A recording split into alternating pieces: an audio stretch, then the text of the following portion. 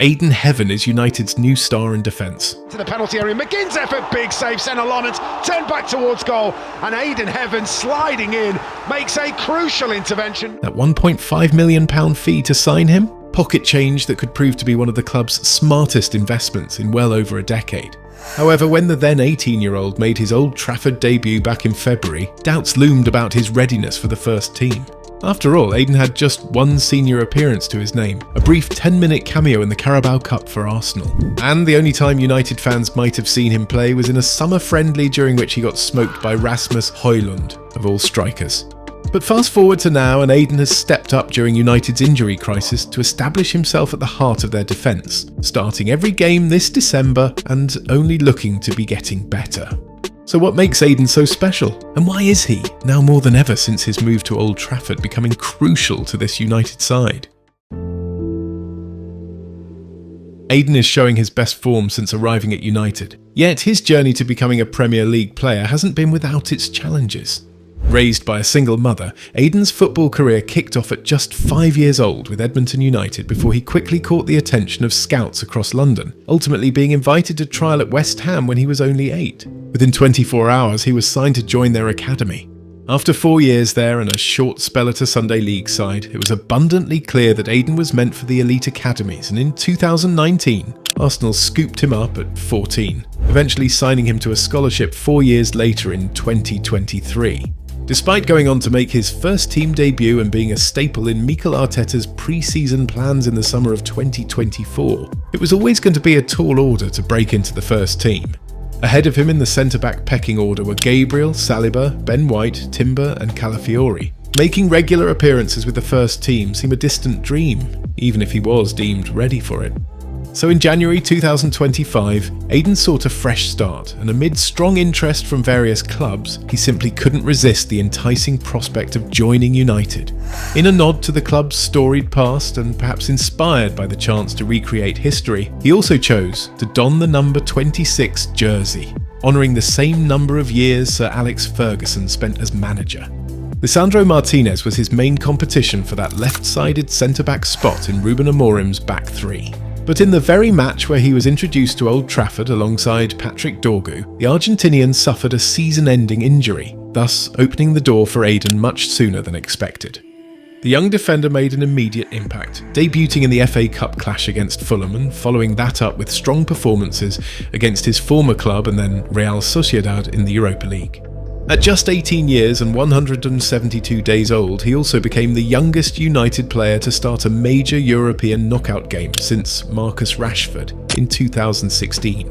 What fans were in awe of that night was a performance in which Ayden won 100% of his duels, completed 42 of 48 passes, made 3 tackles alongside 2 interceptions and didn't concede a single foul.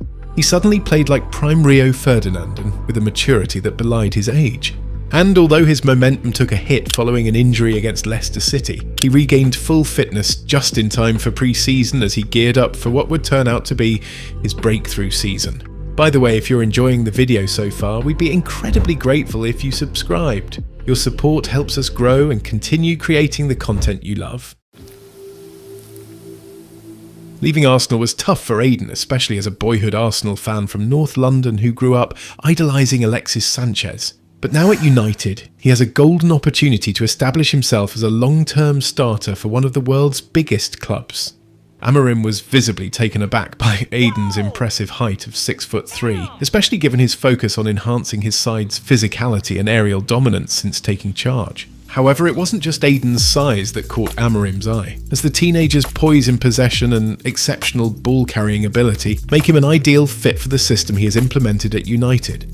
Amorim wants his back three to contribute to the build-up in ways that are traditionally expected from midfielders, and Ayden's suitability for the role makes even more sense when you learn that he first started out playing in midfield. Yeah, I was a striker and then a winger as well, and then a couple of years later I dropped into midfield and then dropped back to centre-back a couple of years later. Gradual improvement has been the story of Ayden's reintroduction over the last few games. His toughest moments came early in his first start in the 1-1 draw against West Ham, when he received an 8th-minute yellow card for a rash challenge.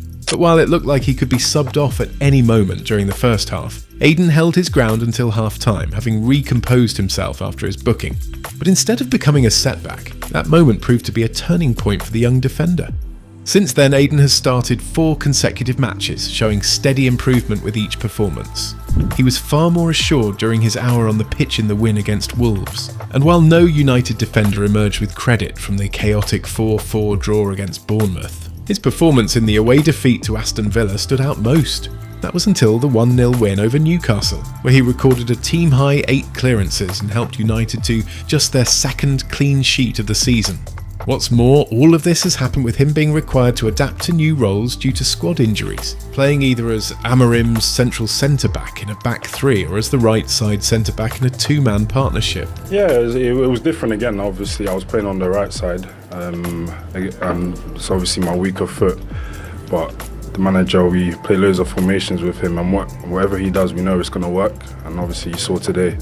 And yeah, I'm just so proud of the team. If those comments suggest Ayden has full faith in Amorim's judgment, it seems that trust is now mutual. I think he was not playing, but he trained really well. You just need to train really well to be ready when the opportunity comes. So in this moment, if he continues to play like that, it's going to be really hard to take his place. Between starting the Carabao Cup defeat at Grimsby Town and facing West Ham, Ayden made just 1 appearance as a second-half substitute against Brighton, and exactly where his next minutes would come from was uncertain.